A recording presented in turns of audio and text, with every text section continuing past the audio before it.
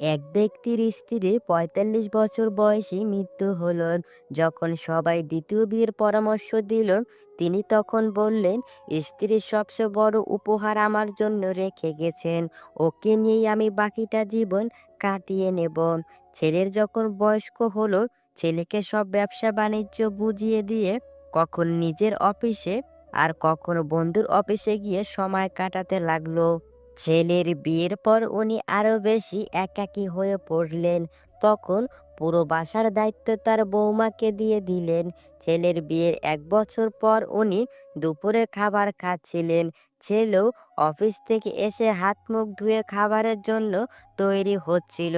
ছেলে শুনতে পেল বাবা খাবারের পর দই চাইলেন, আর বৌমা জবাব দিল, আজকে ঘরে কোনো দই নেই।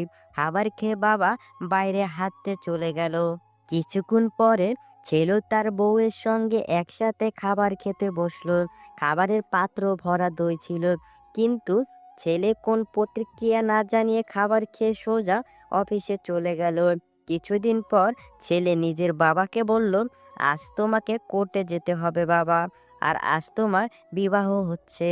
পিতা আশ্চর্য হয়ে ছেলের দিকে তাকিয়ে বলল, বাবা, আমার আর বিয়ের কোনো দরকার নেই, আর আমি তোমাকে এত বেশি স্নেহ দেই যে তোমার মায়েরও কোনো দরকার নেই। তাহলে আবার বিয়ে করতে হবে কেন? ছেলে বলল, বাবা, না আমি নিজের জন্য মা আনছি, না আমি নিজের স্ত্রীর জন্য শাশুড়ি আনছি। আমি তো কেবল তোমার জন্য দইয়ের ব্যবস্থা করেছি।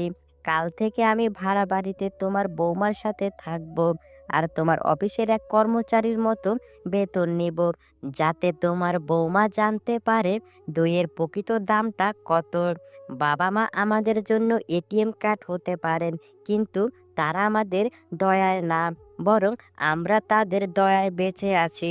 ১০০ বছর বাঁচার জন্য ১০০ বছর বয়স হওয়ার কোনো প্রয়োজন নেই। শুধু একদিন এমন কাজ করে যাও যাতে লোক তোমায় ১০০ বছর পর্যন্ত মনে রাখে। চালাক মানুষের সমস্যা একটাই, তারা মনে করে তারাই বোঝে, কিন্তু আপনি যে তার চালাকি বোঝেন সেটা তারা বোঝে না। কোনো এক ব্যক্তিকে সাহায্য করলে সারা পৃথিবী